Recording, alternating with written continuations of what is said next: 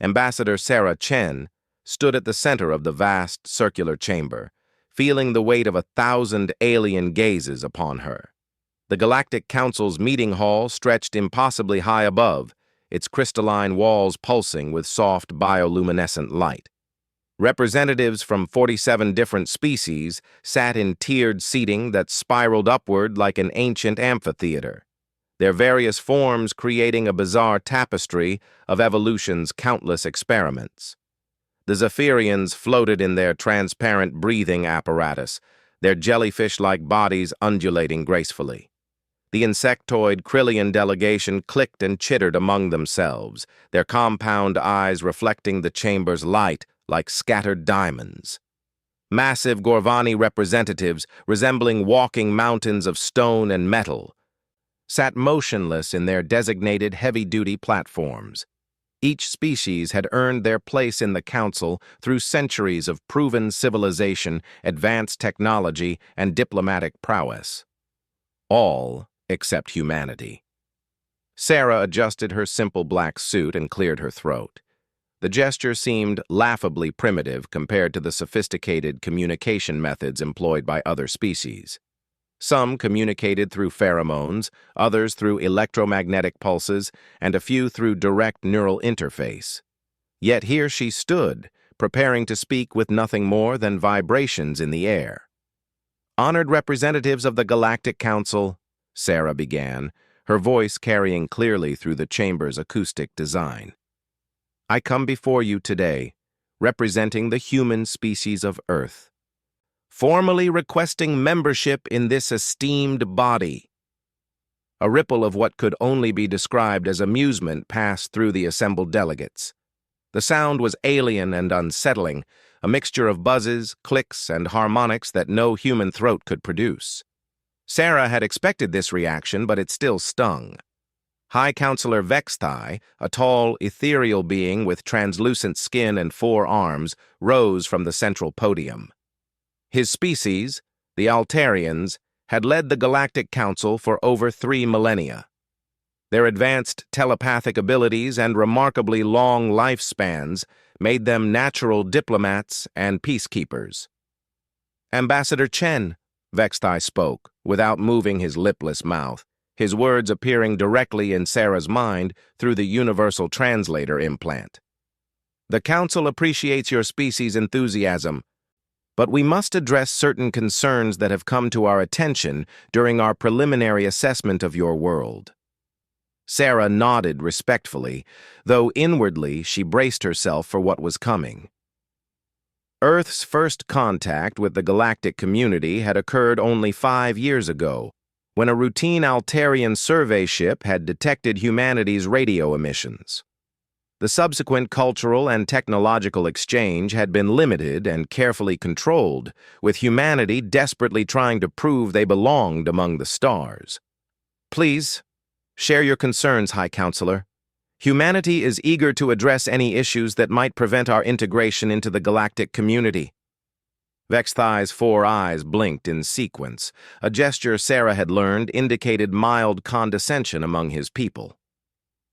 "Our xenobiologists have conducted extensive studies of your species and your planet. While we acknowledge that humans have achieved rudimentary space travel and nuclear technology, there are disturbing patterns in your behavior that give us pause." The chamber fell silent except for the ambient humming of life support systems. Sarah felt her heart rate increase, but she maintained her diplomatic composure. "Your species displays an alarming propensity for violence," continued Vexthai. "In your recorded history, humans have engaged in constant warfare. You fight over resources, territory, ideology, and even abstract concepts. Your planet is currently divided into numerous competing nation-states, many of which maintain arsenals capable of destroying your entire biosphere." Murmurs of agreement rippled through the chamber. Sarah noticed the Krillian delegation's antennae twitching with what she recognized as disdain. The Gorvani remained motionless, but their optical sensors glowed brighter, indicating increased attention. "Furthermore," Vexthai continued, Your species shows a disturbing disregard for your own planet's ecosystem.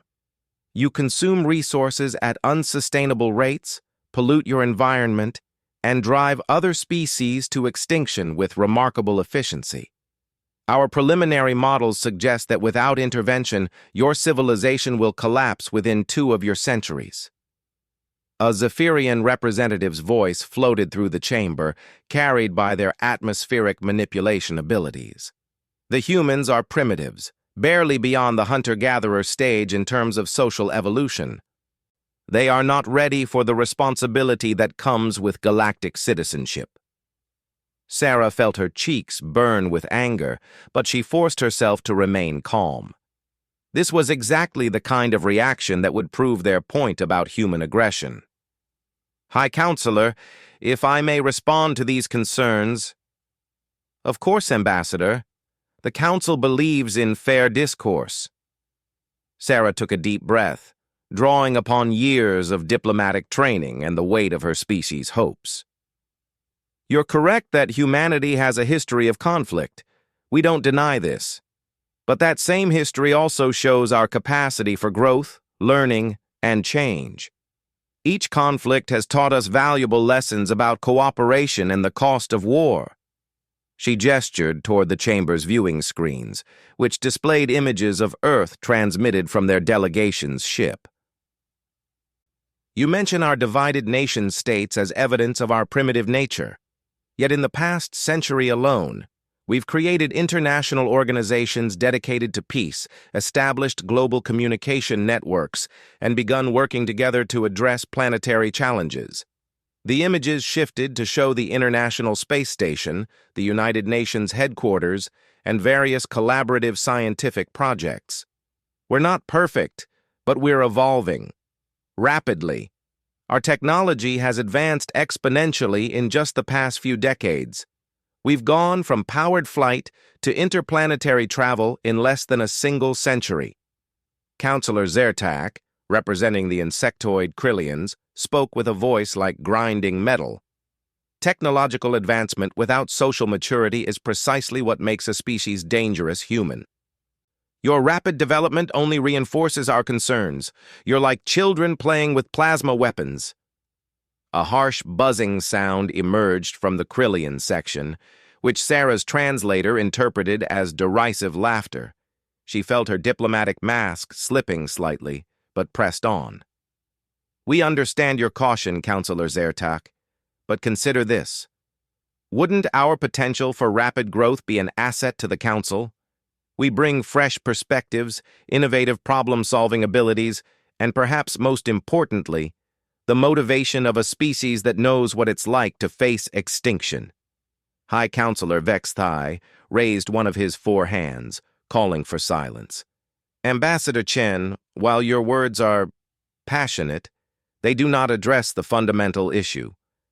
Every species in this council underwent a period of social evolution before achieving interstellar capability. The Altarians spent millennia developing our telepathic unity. The Gorvani achieved perfect logical harmony through collective consciousness. Even the Krillians evolved beyond their tribal warfare phase over 50,000 of your years ago. He paused, his 4 eyes focusing intently on Sarah. Humanity achieved dangerous technology while still in a primitive social state. You split atoms before you learned to share resources peacefully. You reached for the stars while still fighting over patches of dirt. This pattern is historically associated with species that destroy themselves or others. Sarah felt the weight of failure settling on her shoulders. Around the chamber, she could sense the growing consensus among the delegates. Humanity would be rejected, left to develop alone for perhaps millennia, until they deemed humans worthy of contact. However, Vexthai continued, the Council is not without compassion. We propose a probationary period of 100 Earth years. During this time, humanity will be monitored by Council observers. If your species can demonstrate significant social progress, eliminate large-scale warfare, and achieve sustainable planetary management, we will reconsider your application. the chamber erupted in multilingual discussion. Sarah caught fragments through her translator. Arguments about the timeline being too generous, concerns about setting precedent, and debates about whether humanity should be contacted at all until they matured naturally. But it was Counselor Zertak's next words that truly stung.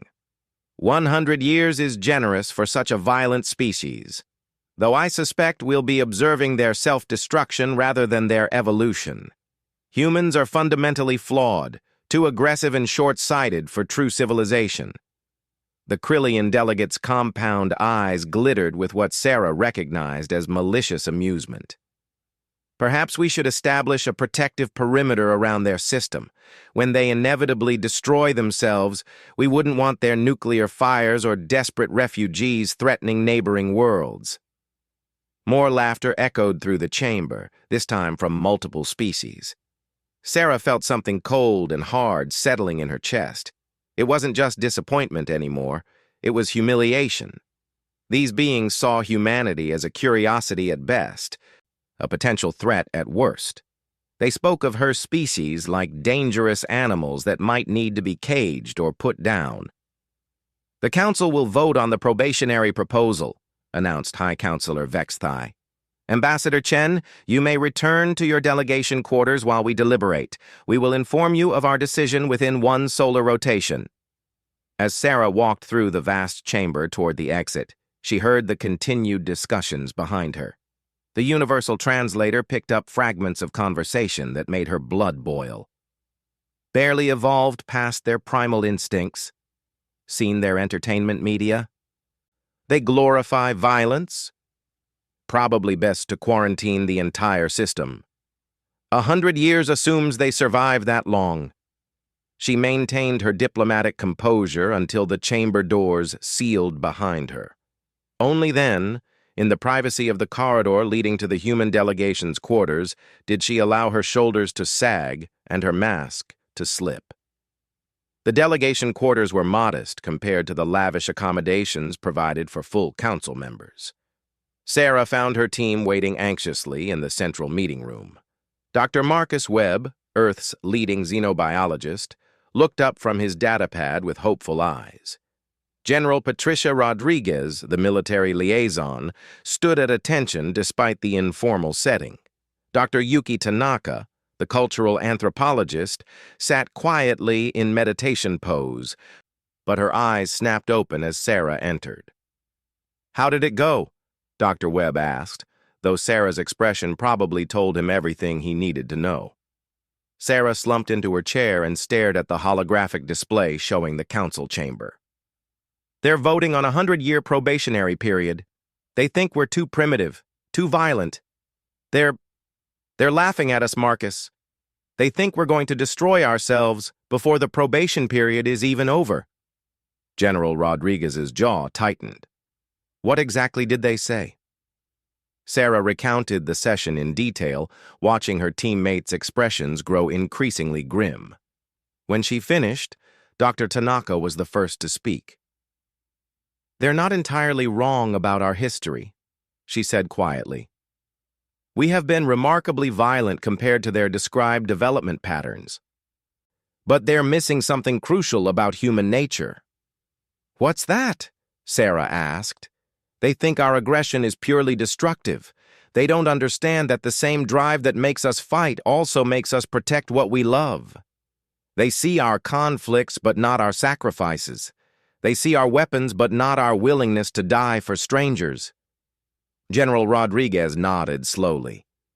"Every military leader knows that the most dangerous soldiers aren't the ones who love to fight. They're the ones fighting for something they love." Dr. Webb looked up from his data analysis. "There's something else they're missing. Their development timelines suggest they had the luxury of gradual evolution, millennia to develop social structures, tens of thousands of years to move beyond tribal warfare. Humanity has been under constant pressure, environmental changes, resource scarcity, predators, diseases, natural disasters. We didn't have the luxury of slow development. So we adapted differently," Sarah mused. We became resilient instead of unified, competitive instead of cooperative. Exactly. And that adaptation has served us well. We've survived ice ages, plagues, asteroid impacts, volcanic winters. We've spread across an entire planet with diverse ecosystems and climates. Most species in the Council evolved on stable worlds with consistent conditions. Sarah felt a spark of something in her chest. Not hope exactly, but determination. They want to see if we can evolve in 100 years. They think it's impossible. Maybe it is impossible, General Rodriguez said bluntly. By their standards anyway.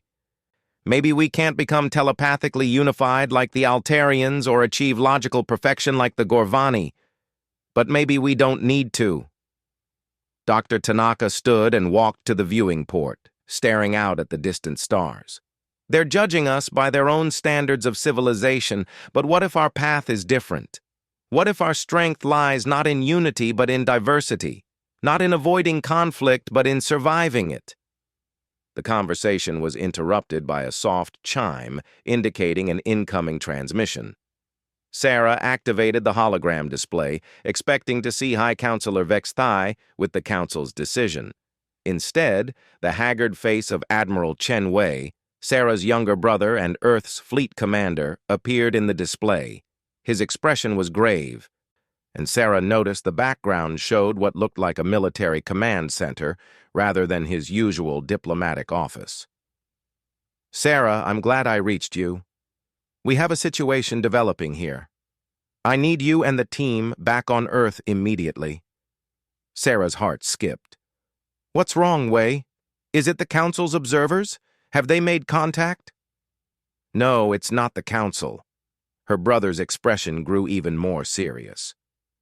We've detected an incoming fleet of unknown origin.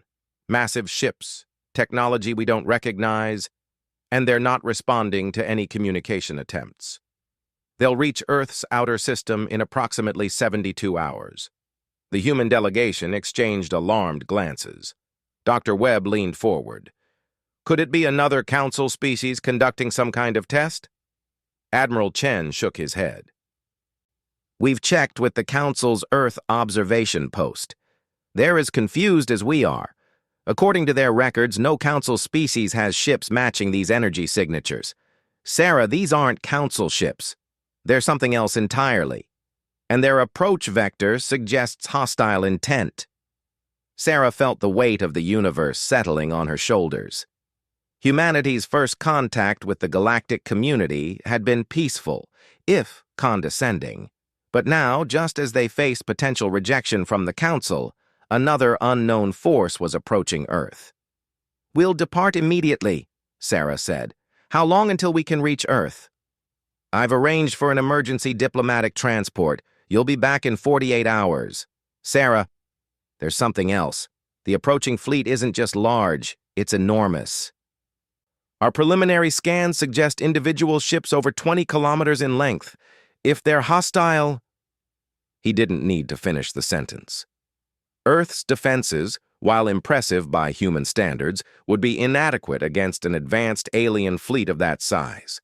Humanity's small space navy consisted of converted exploration vessels and a handful of experimental warships. Against unknown alien technology, they would be woefully outmatched. Get home safely, sister. Earth may need its diplomats as much as its soldiers in the coming days. The transmission ended, leaving the human delegation in stunned silence. Sarah looked around at her teammates, seeing her own fears reflected in their faces.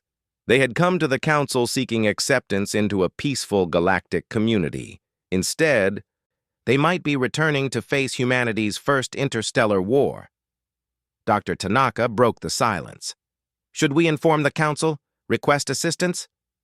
Sarah considered this. The Council had made their opinion of humanity clear.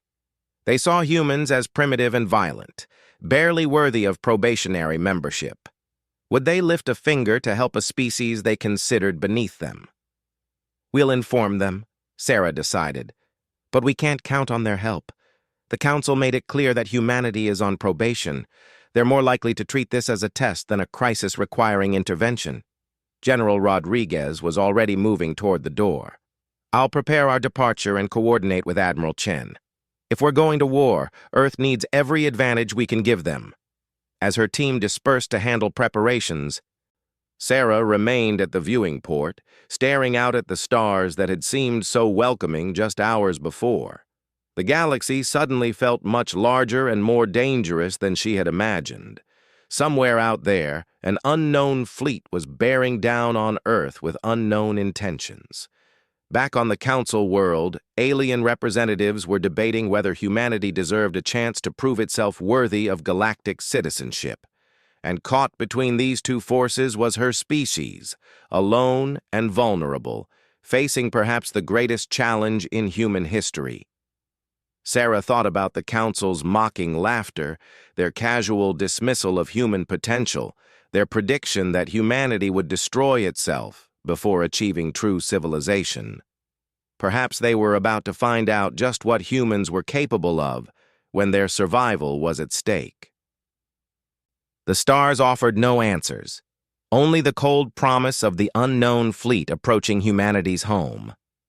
In less than 72 hours, Earth would face its first test as a member of the galactic community.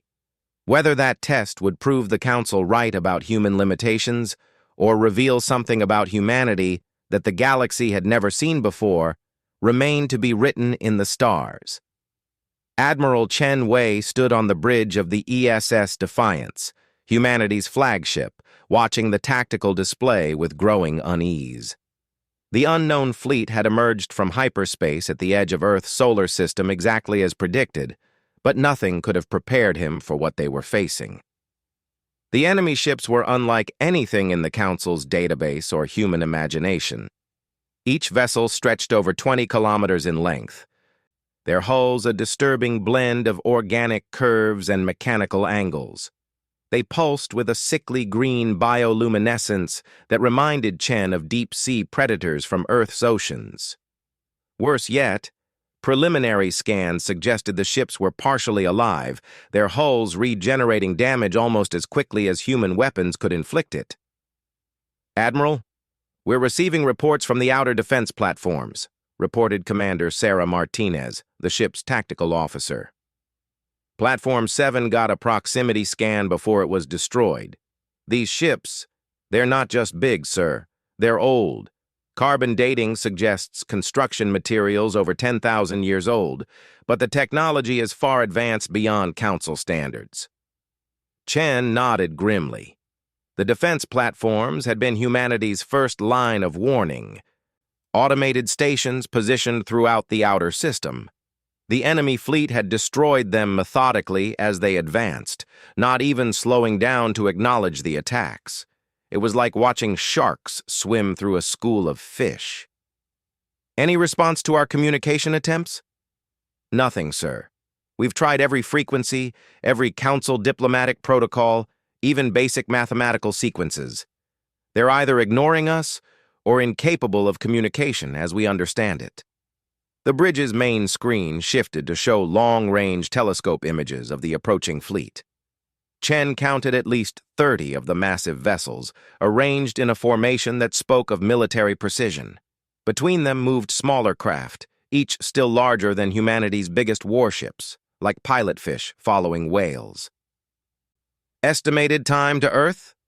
"At their current speed, 14 hours, sir. They're not rushing, but they're not stopping either. It's like they're taking their time, savoring the approach." Chen's communication officer looked up from her station. "Sir, we're receiving a priority transmission from Earth. It's Ambassador Chen." The thought of his sister brought a mix of relief and anxiety. Sarah had made it back from the Council world just in time, though Chen wasn't sure if her diplomatic skills would help against an enemy that refused all communication. Sarah's image appeared on a smaller screen, transmitting from the United Earth Command Center in Geneva. Behind her, Chen could see the frantic activity of humanity's combined military leadership. "Wei, what's our status?" she asked without preamble. 30-plus hostiles, Technology level unknown, but definitely beyond ours. They've ignored all attempts at communication and destroyed our outer defenses without even slowing down. Whatever they want, they're coming to take it. Sarah's expression was grim. I've briefed the council on the situation. They're concerned, but not particularly helpful. High Counselor Vexthai offered to document humanity's final hours for historical record. Counselor Zertak suggested this might be nature's way of solving the human problem before it becomes a galactic issue. Chen felt his jaw clench. Even facing annihilation, the council still saw humanity as more of a problem than a potential ally. What about military assistance? The nearest council fleet is 6 months away. They claim it's impossible to mount a response in time. Whether that's true or convenient, I can't tell. Dr. Elizabeth Harper, Earth's leading xenoarchaeologist, stepped into view behind Sarah. Chen recognized her from scientific briefings about council technology. Admiral, I've been analyzing the long-range scans your ships transmitted. I think I know what we're facing. Chen leaned forward. Any information could be crucial now. Go ahead, Doctor.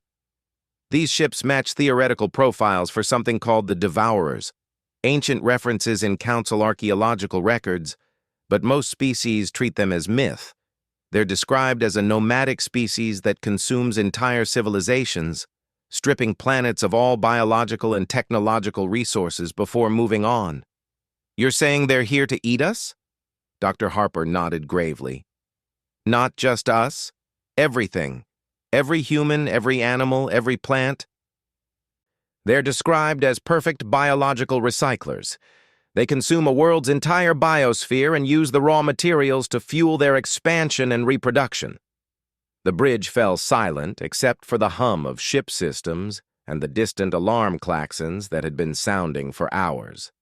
Chen tried to process the implications. This wasn't a war in any traditional sense. It was an extermination event. Admiral, his communications officer called out urgently. We're receiving a transmission from the Gorvani Council representative. It's marked as highest priority diplomatic protocol. Chen authorized the transmission, wondering what the stone-like aliens wanted at this moment. The massive, roughly humanoid form of Counselor Granite Speaks Truth materialized in the hologram. The Gorvani were known for their logical, emotionless approach to all situations. Admiral Chen Wei of the human species, Granite Speaks Truth intoned in a voice like grinding stone, long-range Gorvani sensors have confirmed the identity of the approaching fleet. These are indeed the entities your scientists call Devourers, known to us as the Endless Hunger. Can you help us? Negative. Gorvani protocols require immediate evacuation of this system. We are departing within the hour. We advise any remaining council observers to do the same. Chen felt a surge of anger. So you're just going to abandon us? Admiral, understand the nature of your enemy. The Endless Hunger have consumed 47 known civilizations over the past 1,000,000 years. They appear every 10 to 15,000 of your years, consume everything in their path, then disappear into the void between galaxies. No species has ever successfully resisted them. What about the Council? United, surely all the member species together could stop them. Granite Speaks Truth's optical sensors dimmed slightly, the Gorvani equivalent of sadness. Admiral, the last time the Endless Hunger appeared, the Council had 12 member species. When they departed, only 4 species remained. The Council, as it exists today, was rebuilt from the survivors. The implications hit Chen like a physical blow. The Devourers weren't just another alien species. They were a galactic catastrophe, a force of nature that periodically swept through the galaxy, consuming everything in their path. And Earth lay directly in their current trajectory. How long do we have? Sarah asked from her transmission. Based on previous encounters, they will strip your planet completely within 72 of your hours. Then they will move on to the next system with biological resources. We estimate they will consume this entire sector before departing to their next feeding ground." After the Gorvani transmission ended, Chen stared at the tactical display showing the approaching enemy fleet. Around him, his bridge crew worked with grim determination, but he could see the fear in their eyes. They were facing an enemy that had destroyed civilizations far more advanced than humanity.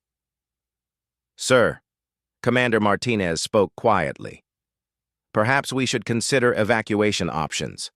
We have enough ships to save some of the population, maybe establish colonies in uninhabited systems."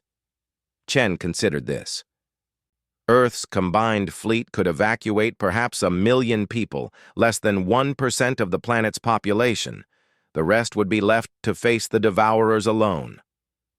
"No," he said firmly. "We don't abandon Earth. We don't abandon our people. If we're going to die, we die fighting." Dr. Webb's voice crackled through the ship's communication system from his laboratory deck. "Admiral, I've been analyzing the tactical data from the destroyed defense platforms. I think I've found something interesting about their ship defenses." "What have you got, Doctor?" "Their hulls regenerate damage, but not instantly. There's a delay of approximately 47 seconds between impact and the beginning of regeneration. More importantly, the regeneration seems to require significant energy.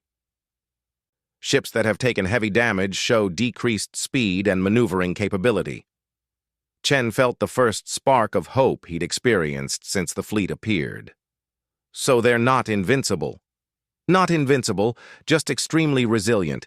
But Admiral, here's the really interesting part. I've been comparing their energy signatures to biological processes. These ships don't just look organic, they are organic. They're giant spacefaring organisms, probably engineered rather than evolved. What's the tactical implication? Living things have weaknesses that machines don't. They need specific environmental conditions. They require nutrition. They can suffer from disease or poisoning. And most importantly, they can feel pain. Chen began to see where this was leading. "Are you suggesting we can hurt them badly enough to make them retreat?" "I'm suggesting we can hurt them badly enough to make them reconsider whether Earth is worth the cost. The Devourers have survived by being efficient.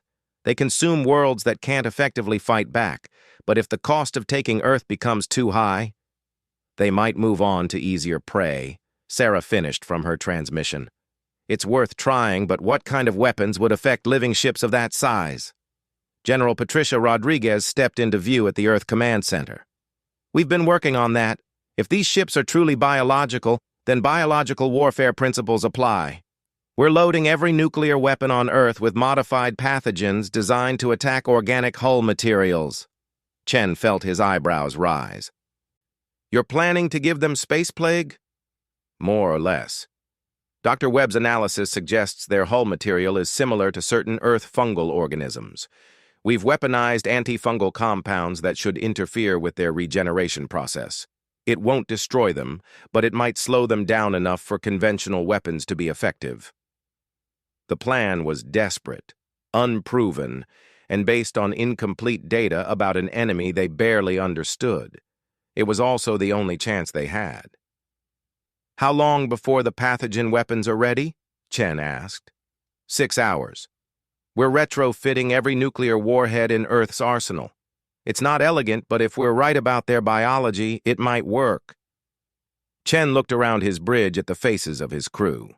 They were scared, but they were also determined. These were the people who had volunteered to stand between Earth and the unknown. They deserved to know what they were truly facing. "All hands, this is Admiral Chen," he announced over the ship-wide communication system. "By now, you've all seen the enemy fleet approaching Earth. You've heard the rumors about what they are and what they want. I won't lie to you. We're facing something that has destroyed civilizations far more advanced than ours. The Galactic Council has written us off as already dead." He paused, seeing his words reflected in his crew's expressions. Fear, yes, but also growing anger. "But here's what the Council doesn't understand about humanity. We've never been the strongest species on our planet. We weren't the fastest, the largest, or the most heavily armed, but we survived because when something threatened our tribe, our family, our home, we fought back with everything we had. Chen gestured toward the tactical display showing Earth, a small blue dot billions of kilometers away. That's our home. Those are our people, our families, our children. And no matter how big these things are, no matter how advanced their technology, no matter what the Council thinks about our chances, we are going to make them pay for every meter of space, for every minute of time, for every human life they threaten. The bridge erupted in cheers, and Chen could hear similar responses echoing from other ships in the fleet through the communication channels. It might be futile, it might be hopeless, but it was human. Over the next several hours, Chen watched as Earth's combined fleet took position. Ships from every nation, hastily converted civilian vessels alongside purpose-built warships, arranged themselves in defensive formations throughout the inner solar system. It wasn't much compared to the approaching enemy, but it represented everything humanity could put into space. The plan was simple in concept, complex in execution. The fleet would engage the Devourers at maximum range, using the new biological weapons to weaken their defenses. If the pathogen worked, conventional weapons might be able to exploit the weakness. If it didn't work, they would fall back to progressively tighter defensive positions, making the aliens pay for every advance toward Earth. "Admiral," his communications officer announced, "we're receiving a transmission from the Altarian Council Observer. High Counselor Vexthai wants to speak with you personally." Chen was tempted to refuse the communication. The Council had made their position clear when they offered to document humanity's destruction rather than help prevent it. But diplomacy might still matter if humanity somehow survived this encounter. Vexthai's ethereal form appeared in the hologram, his 4 eyes showing what Chen had learned to recognize as concern among his species. "Admiral Chen, the Council has been monitoring your fleet movements. We wish to express our admiration for your species' courage in the face of impossible odds." "Is that all, High Counselor?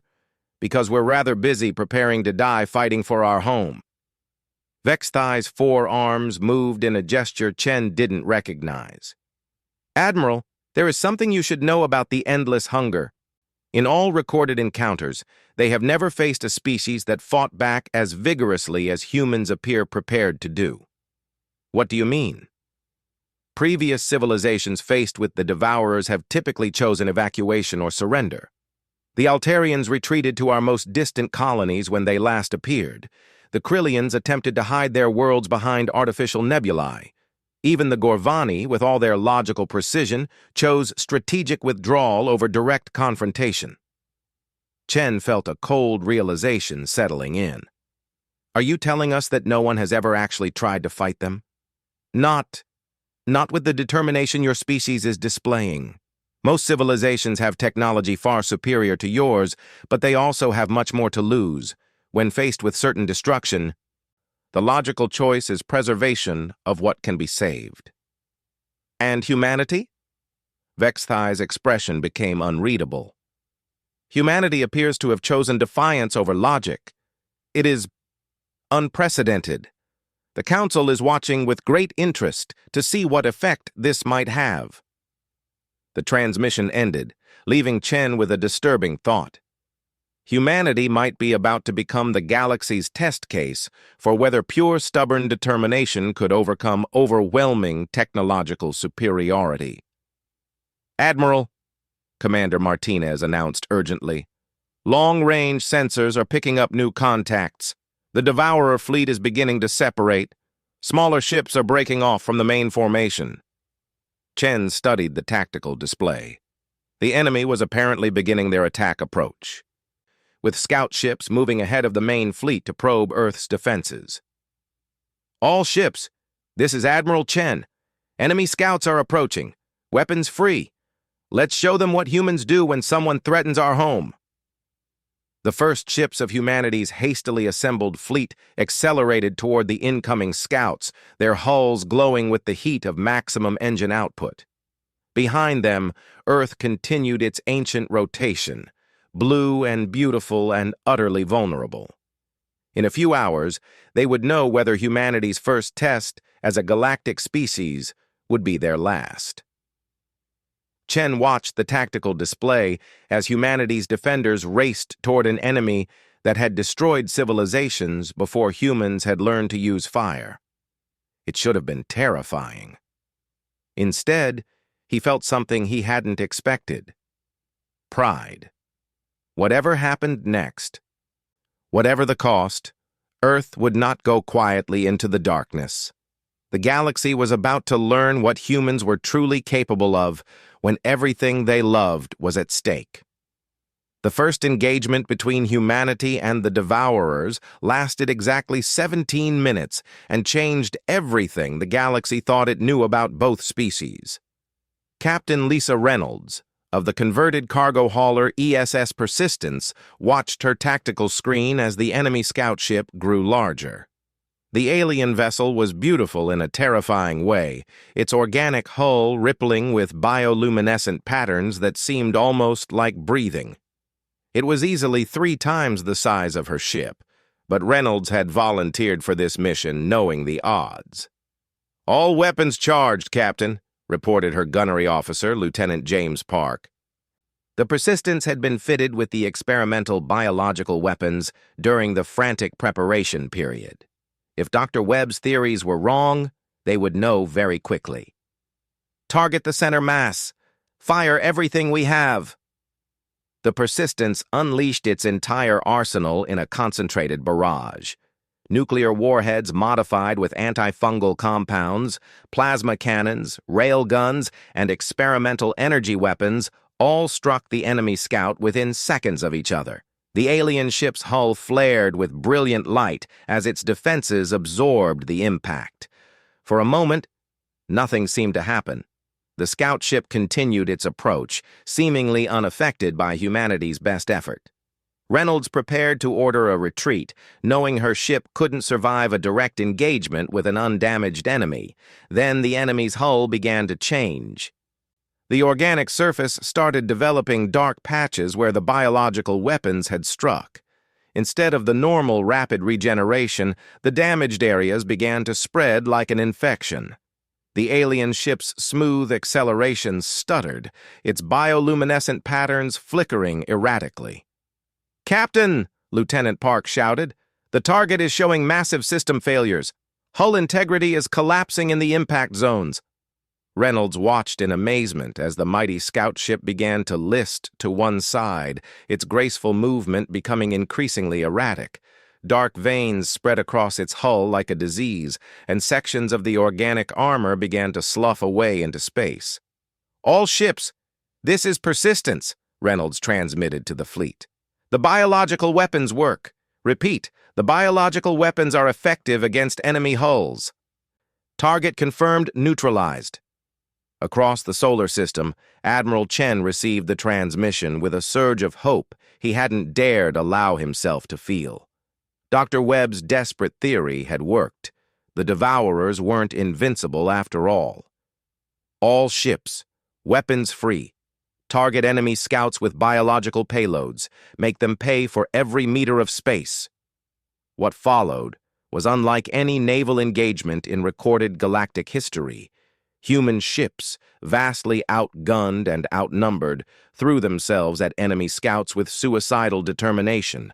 But instead of the expected massacre, something unprecedented happened. The humans started winning.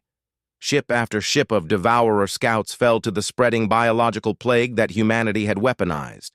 The aliens' greatest strength, their regenerating organic hulls, had become their greatest weakness when faced with a species that had millions of years of experience fighting biological threats. But the scout engagement was just the beginning. The main Devourer fleet, apparently sensing the unexpected resistance, accelerated toward Earth. 30 massive ships, each one capable of devastating entire star systems, moved with the inexorable purpose of creatures that had never known defeat.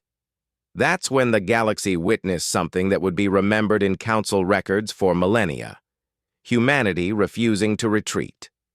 Instead of falling back to Earth's inner defenses, Admiral Chen ordered the entire human fleet forward. Every ship, from massive battlecruisers to converted civilian transports, accelerated toward an enemy fleet that outmassed them 100 to 1. "This is insane," transmitted Captain Sarah Kim of the ESS Indomitable. "We can't possibly win a direct engagement." "We're not trying to win," Chen replied. "We're trying to cost them more than Earth is worth."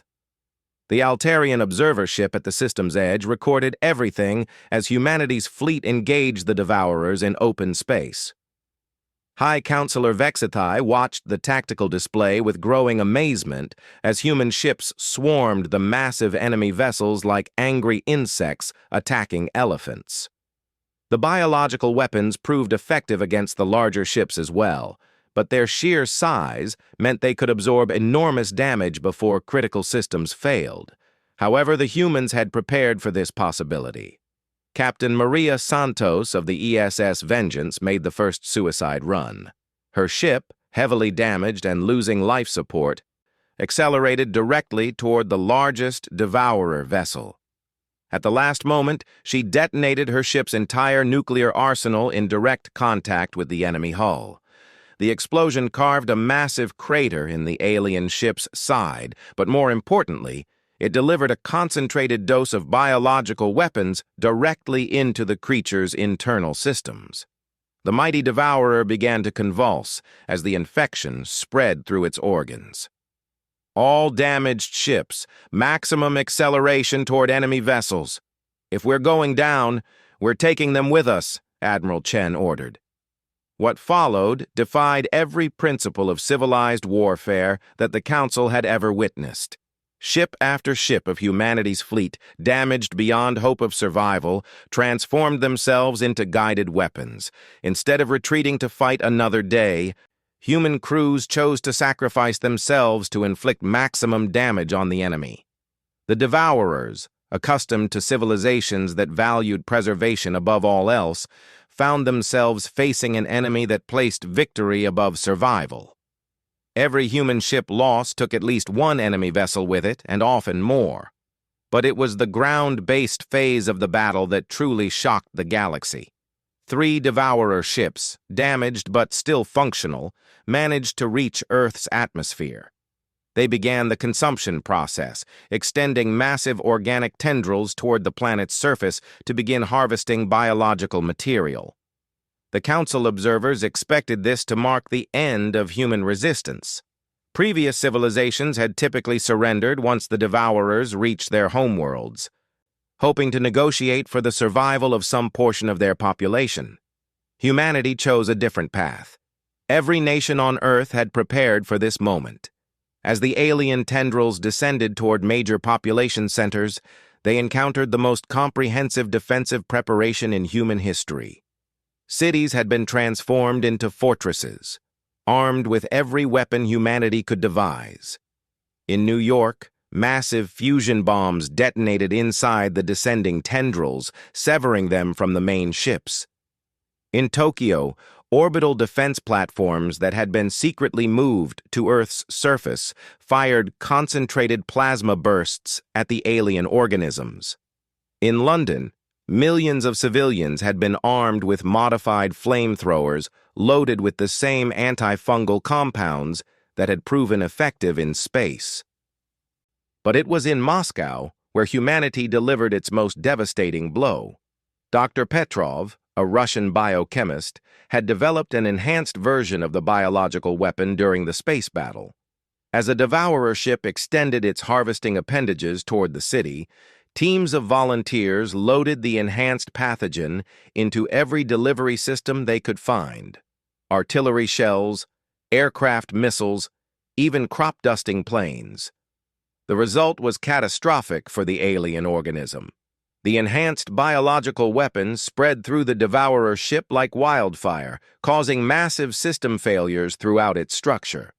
Within hours, the 20-kilometer-long vessel crashed into the Atlantic Ocean, its organic hull dissolving as the infection spread beyond all ability to contain. News of the Moscow success spread rapidly to human forces worldwide. The two remaining Devourer ships found themselves under constant biological attack from every direction.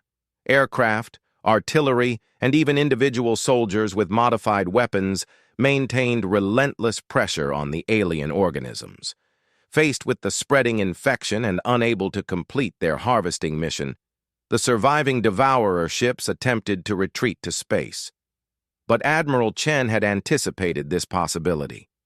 All remaining ships, intercept the retreating enemies, don't let them escape to regroup. The final space battle lasted 6 hours. Human ships, many barely functional after the earlier engagements, pursued the fleeing Devourers with dogged determination. The alien ships, weakened by biological infection and unable to regenerate effectively, found themselves vulnerable for the first time in millions of years.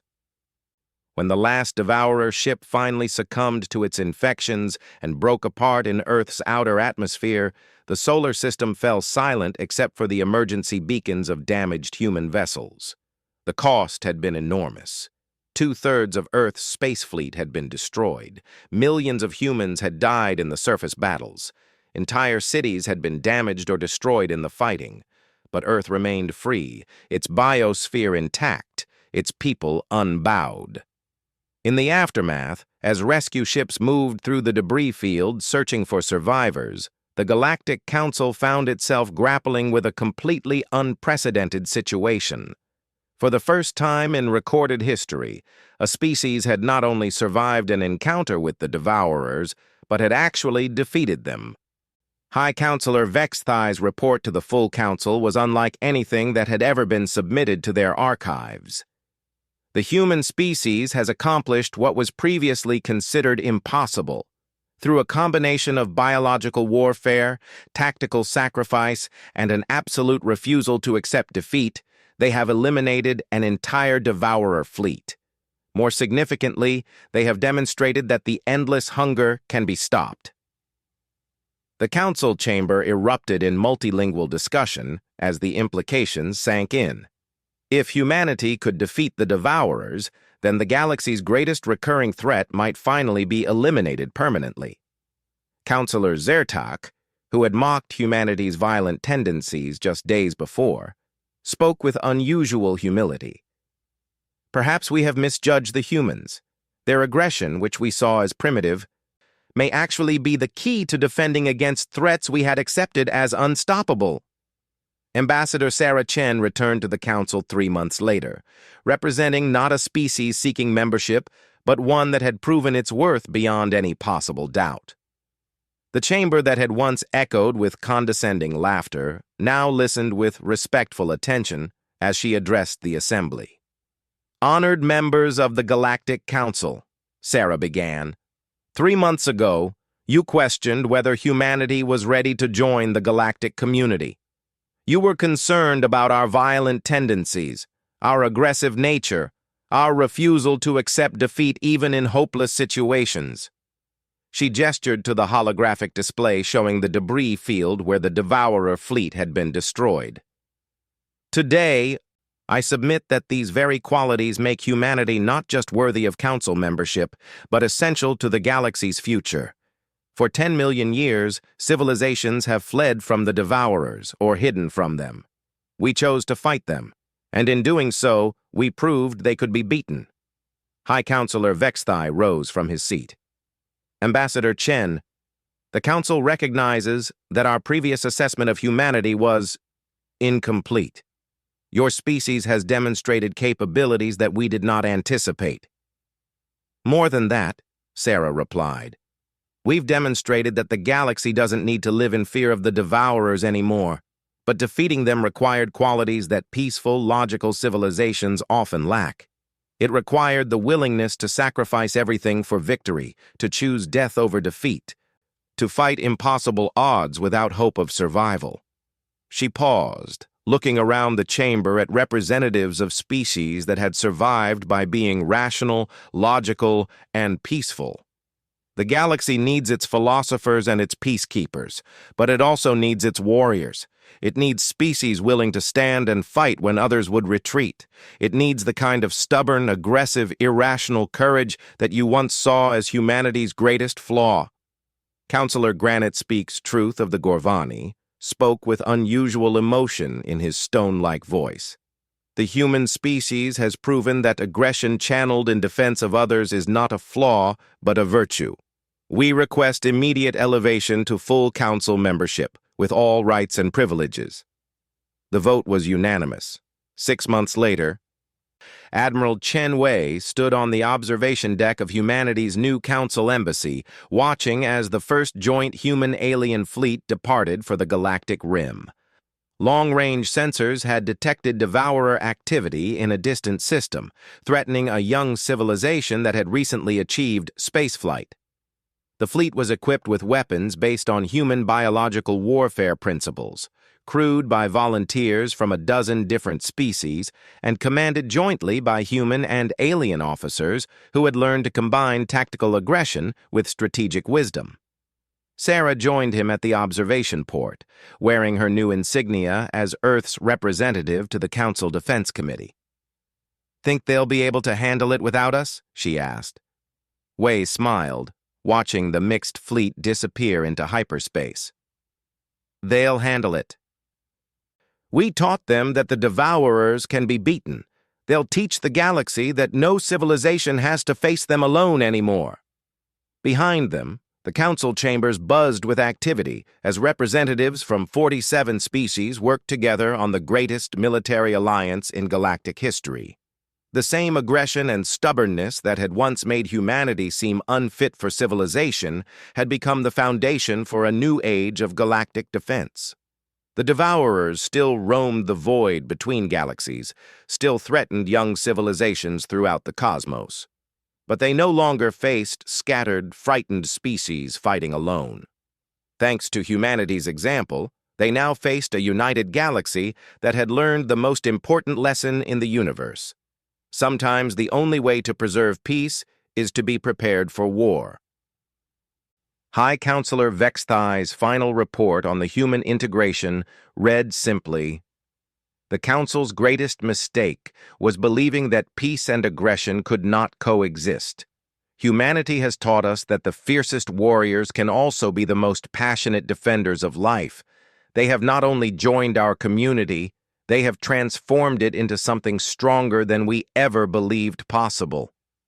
The stars no longer seemed cold and threatening.